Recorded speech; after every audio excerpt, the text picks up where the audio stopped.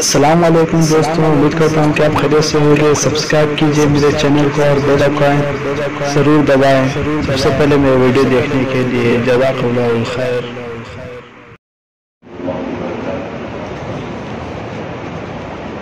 الحمدللہ رب العالمین والصلاة والسلام علی سید الانبیاء والمرسلین وعلی آلہ الطیبین الطاہرین واصحابہ الاکرمین اجمعین۔ اعوذ باللہ من الشیطان الرجیم، بسم اللہ الرحمن الرحیم،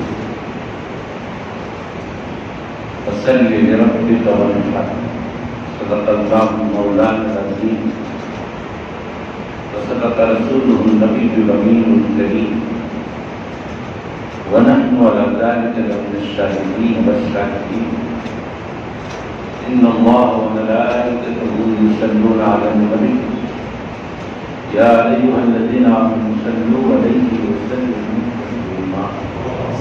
اللہم صل علی سیدنا شفیعنا ومولانا محمد وعلی آل سیدنا شفیعنا ومولانا محمد وبارک وسلم صلاۃ وسلام علیک یا رسول اللہ۔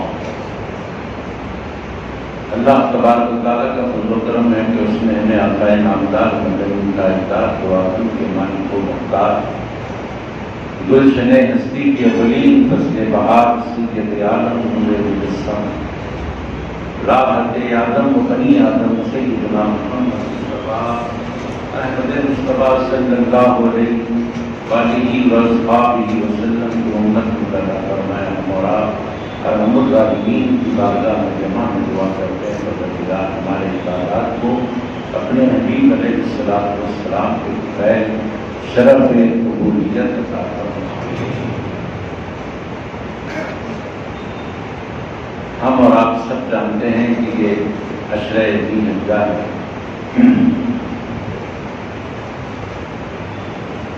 بڑی اہمیت کے 10 دن ہیں، اور آج کا دن عرفے کا دن۔ آج کا دن بھی بڑی اہمیت کا حامل ہے۔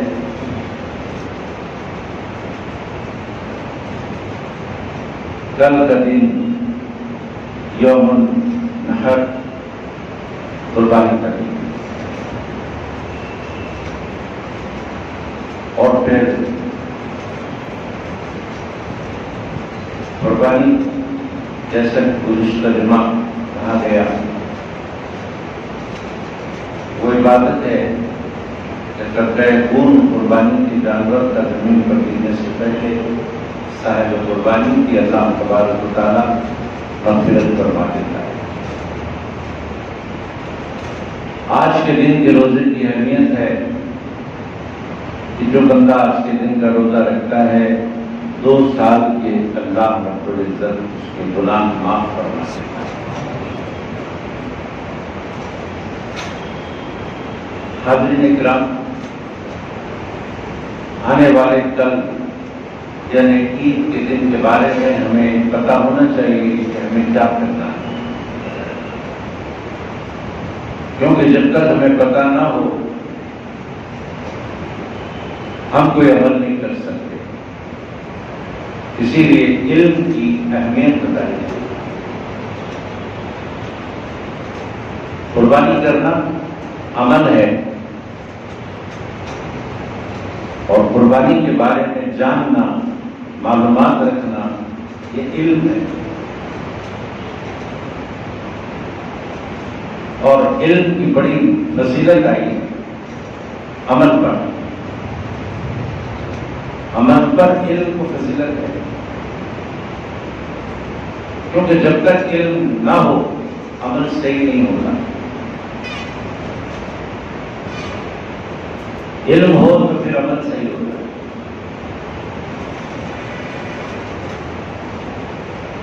فرمایا گیا قیامت کے دن اللہ کے نزدیک اہل علم کے قلم کی سیاہی روشنائی اس کی شہیدوں کے خون کے برابر سمجھی جائے گی،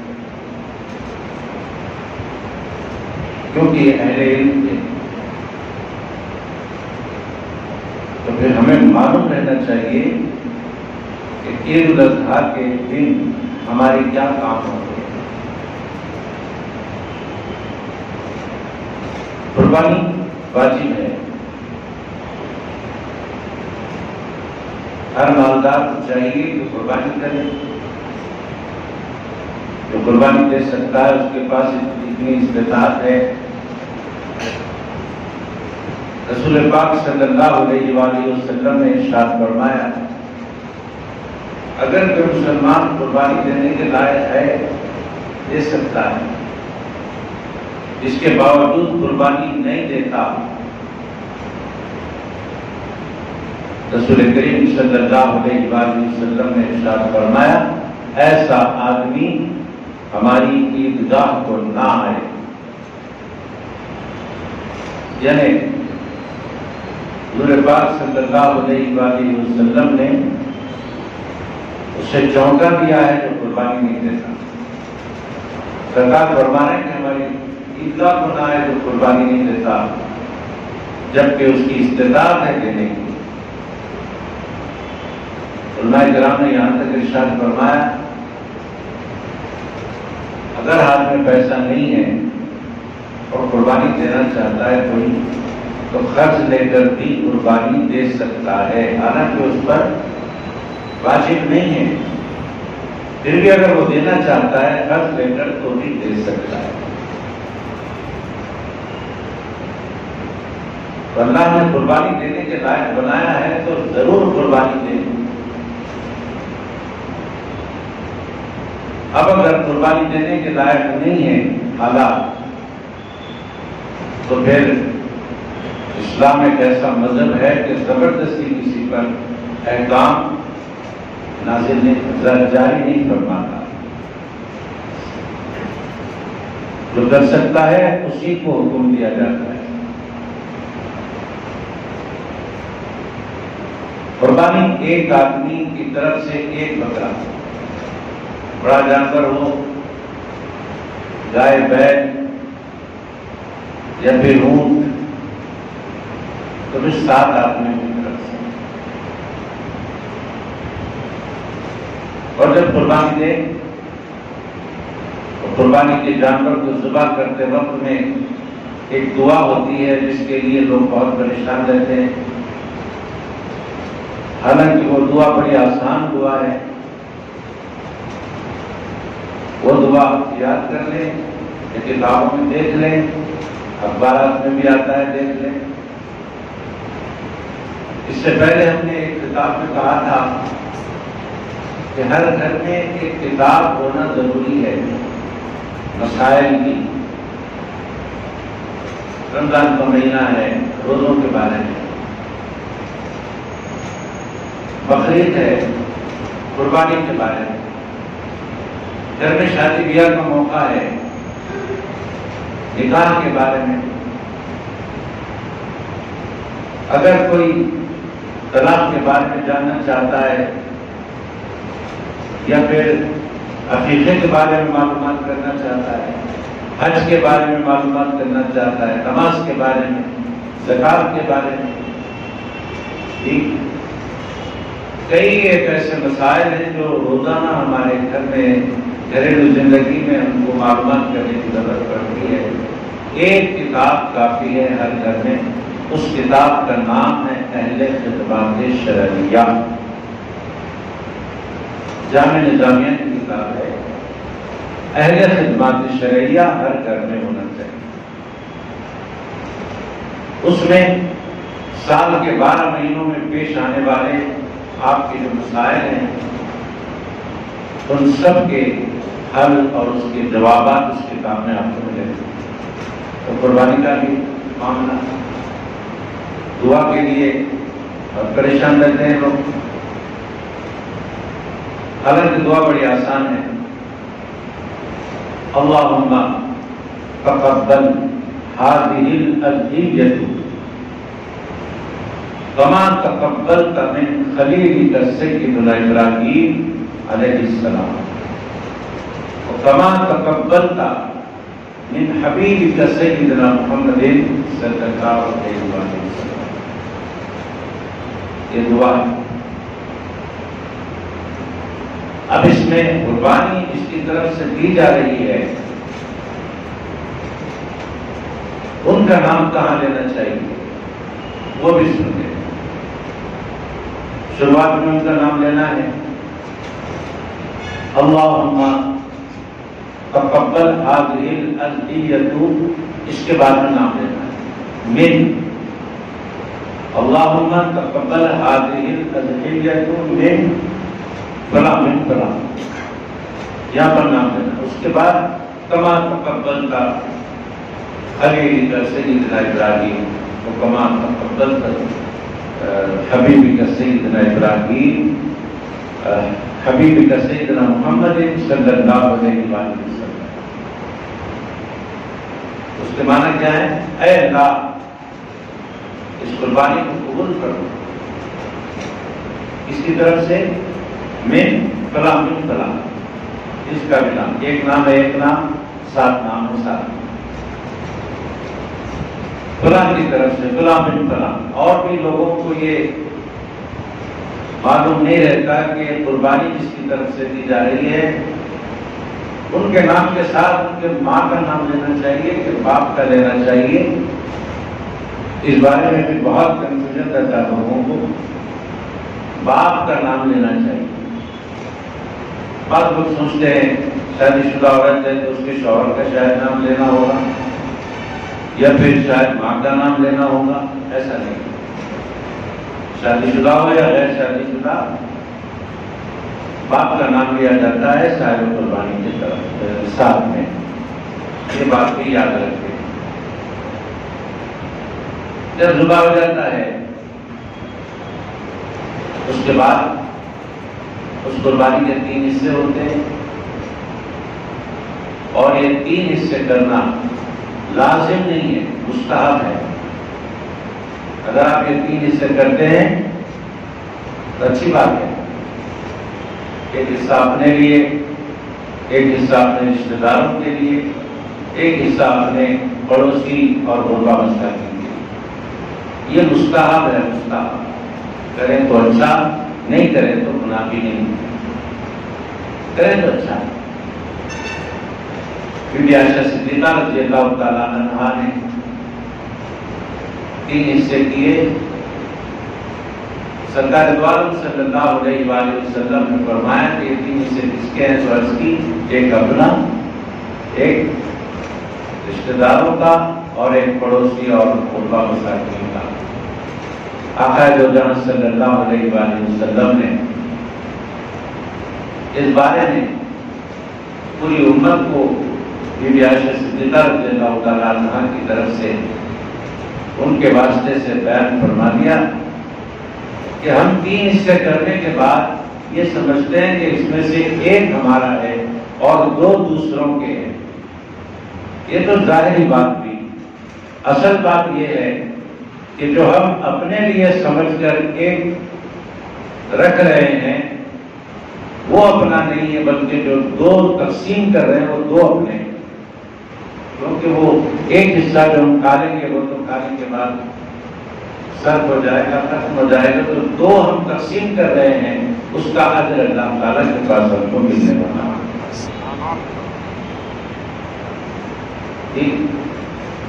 قربانی نماز کے بعد ہے. پہلے نماز بعد میں قربانی. اور قربانی کے چمڑے کے بارے میں احکام یہ ہے کہ اگر آپ استعمال کر سکتے ہیں تو چمڑا استعمال کر سکتے ہیں. آپ خود استعمال کرنا چاہتے ہیں تو کیجیے، کر سکتے ہیں، کوئی مشکل نہیں. اور اگر آپ اس چمڑے کو بیچ کر اس کی قیمت لے کر استعمال کر سکتے ہیں تو یہ آپ کے لیے ناجائز ہوگا. اس کی قیمت آپ استعمال نہیں کر سکتے، چمڑا استعمال کر سکتے. یا پھر چمڑا آپ استعمال نہیں کرتے ہیں تو پھر کسی مدرسے میں دے دیں یا کسی غریب کو دیتے ہیں، وہ اس کو فروخت کر کے اپنے کام میں لائیں. اور کسی بھی مدرسے کو دینے سے پہلے رمضان شریف میں زکوٰۃ کا مال اور بقرعید میں چرم قربانی دینے سے پہلے ایک بات ضرور معلوم کر لیں کہ ہم جس مدرسے کو دے رہے ہیں وہ مدرسہ آخر کون سے مسلک کا. اکثر لوگ مسلک وغیرہ سے ہمیں کیا کرنا ہے، بھائی چلو گھر میں چمڑا پڑا ہوا ہے کسی کو بھی دے دو، چلو بھائی زکوٰۃ کا مال نکالنا ہے کسی کو بھی دے دیجیے، کیا کرنا ہے. سب مدرسے دینی کام کر رہے ہیں، تعلیم عام کر رہے ہیں، ایسا خیال نہیں کر رہے. تین قسم کے لوگ ہوتے ہیں. ایک تو کافر ہیں،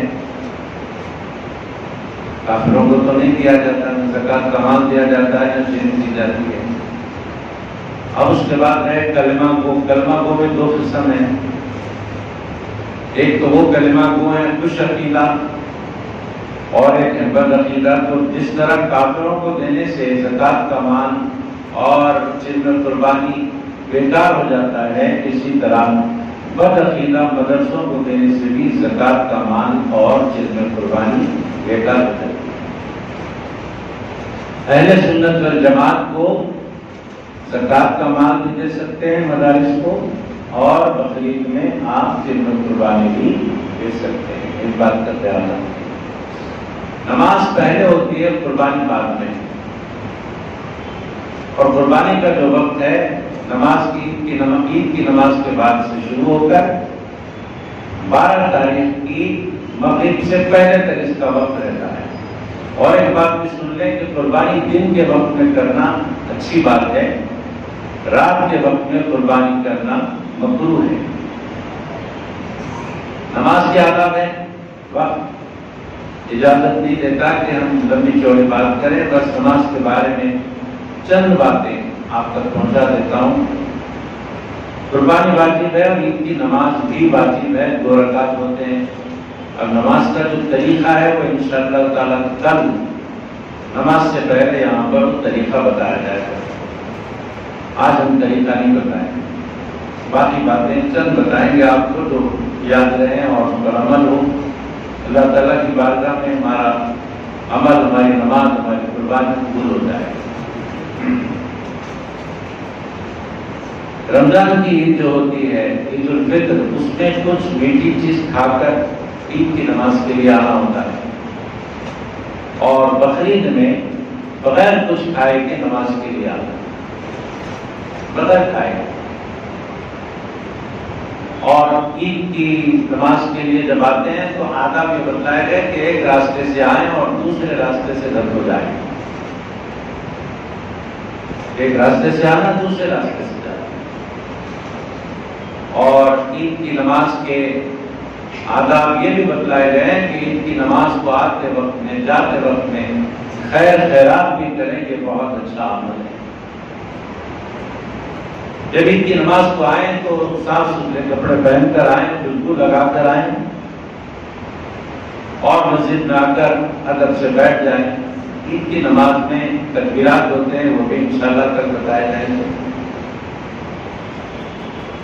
عید کی نماز ادا کرنے کے بعد قربانی کے لیے ہمیں جانا ہوگا. اور جن لوگوں نے پہلی ذی حجہ سے اس نیت کے ساتھ اپنے ناخن، اپنے بال نہیں کٹوائے تھے کہ قربانی دینا ہے، تو ایسے حضرات قربانی ہونے کے بعد اپنے بال، اپنے ناخن وغیرہ کٹوا سکتے ہیں. یہ باعث ثواب ہے. تو کل کی تاریخ میں ہونے والے یہ اعمال، کل کی تاریخ میں ہونے والے یہ کام ہمیں پہلے سے ہی معلوم رکھنا ہے، اور عید کی نماز پورے اہتمام کے ساتھ ادا کریں. انشاءاللہ تعالی کل اس مسجد میں عید الاضحیٰ کی نماز ٹھیک صبح 9 بجے ہوگی انشاءاللہ. ہر سال کا یہ ٹائمنگ مقرر ہے۔ عید الفطر کی نماز 9:30 بجے، عید الاضحیٰ کی نماز 9 بجے، تو انشاءاللہ تعالیٰ کل نماز 9 بجے ہوگی۔ اور اس مسجد میں عید الاضحیٰ کے موقع پر بیان کا اہتمام نہیں ہوتا، بس نماز اور خطبے ہوتے ہیں۔ جمعہ کی نماز اور عید کی نماز میں فرق یہ ہے کہ جمعہ کی نماز میں خطبے پہلے، نماز بعد میں ہوتی ہے، اور اس میں عید الاضحیٰ عید الفطر اور عید الاضحیٰ میں ہوتا کیا ہے، پہلے نماز ہوتی ہے بعد میں خطبے ہوتے ہیں۔ بہرحال یہ باتیں ہم کو ذہن میں رکھنے کی ضرورت ہے۔ اور قربانی کے جانور کے بارے میں ایک بات سن لیجیے، پھر ہم اپنی بات ختم کریں گے۔ قربانی کا جو جانور ہوتا ہے نا، وہ بکرا اگر ہو تو 1 سال کا ہونا چاہیے، اور بڑا جانور ہے تو وہ 2 سال کا ہونا چاہیے، اونٹ ہے تو 5 سال کا ہونا چاہیے۔ بکرا 1 سال کا، گائے ہے یا بیل ہے 2 سال، اور اونٹ ہے تو 5 سال۔ اب بعض مرتبہ ایسا ہوتا ہے کہ بکرا عمر میں چھوٹا ہوتا ہے مگر دیکھنے میں 1 سال والوں کے برابر نظر آتا ہے، تو ایسا جانور بھی قربانی کے لیے جائز ہے۔ اور ایک مسئلہ بہت ہی کنفیوژن میں ڈالتا ہے لوگوں کو، یہ جو بڑے جانوروں میں بیل ہوتے ہیں، بیل تقریباً بیل جو ہے خسی کیے ہوئے رہتے ہیں، تو خسی کیا ہوا جانور قربانی کے لائق ہے کہ نہیں ہے، یہ سوال بہت آتا ہے، وہ بھی سن لیں۔ خسی کیا ہوا جانور قربانی کے لیے جائز ہے، بہت ہوتی ہے قربانی اس سے۔ اور ایک چیز بڑی پریشانی کی ہو جاتی ہے لوگوں کو، سینگ ہے یا دم ہے یا کان ہے تھوڑا سا کٹا ہوا ہے تو لوگ پریشان ہو جاتے ہیں۔ تو تھوڑا سا کٹا ہوا رہنے سے کچھ بھی نہیں ہوتا۔ کان ہے تھوڑا سا کٹا ہوا ہے، دم ہے تھوڑی سی کٹی ہوئی ہے، سینگ ہے تھوڑی سی ٹوٹی ہوئی ہے، قربانی ہو جاتی ہے، کوئی مسئلہ نہیں، کوئی پریشانی کی بات نہیں ہے۔ ہاں آدھے سے زیادہ اگر ٹوٹا ہوا ہو سینگ یا کان ہے آدھے سے زیادہ کٹا ہوا ہو تو پھر ایسی صورت میں اس کی قربانی نہیں ہوگی، کیونکہ قربانی کے لیے جو جانور ہے وہ عیب والا نہیں ہونا چاہیے۔ اب آخری بات عرض کرتا ہوں، گزشتہ آپ لوگوں کے سامنے اعلان ہوا تھا کہ مدرسہ دینیہ قادریہ کی جانب سے بڑے جانوروں میں حصوں کا انتظام ہے، تو اس سال بھی حصوں کا انتظام کیا گیا، اعلان ہوا تھا۔ تو جو لوگ حصہ لینا چاہتے ہیں ان کے لیے آج شام تک موقع ہے۔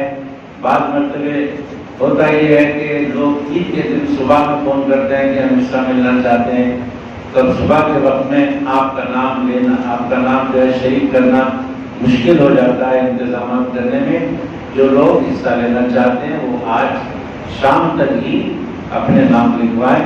اسی پر ہم اپنی بات کو ختم کرتے ہیں۔ اللہ تعالیٰ سے دعا کرتے ہیں پروردگار جو لوگ اس سال قربانی دے رہے ہیں، اے اللہ ان سب کی قربانیوں کو قبول فرما۔ جو جن لوگوں نے اس سال حج کیا ہے ان سب کے حج کو قبول فرما۔ پروردگار جو اس سال حج نہ کر سکے، قربانی نہ کر سکے، ان سب کو آنے والے سال تک اس لائق بنا دے کہ وہ آنے والے سال حج اور قربانی کرنے کی سعادتیں حاصل کریں۔ اے اللہ جو کورونا کی وبا چل رہی ہے اس وبا سے ہم کو، ہمارے رشتہ داروں کو، دوست احباب کو، پڑوسیوں کو، سب کو اس وبا سے محفوظ فرما۔ اور اس وبا میں پروردگار ان دنوں میں ہمارے جتنے بھی جان پہچان کے لوگ اور جتنے بھی ہمارے پڑوسی، دوست احباب، رشتہ داروں میں سے انتقال ہوا ہے سب کی مغفرت فرما۔ صلی اللہ تعالیٰ علیہ وسلم سیدنا محمد وعلی آلہ و اصحابہ اجمعین۔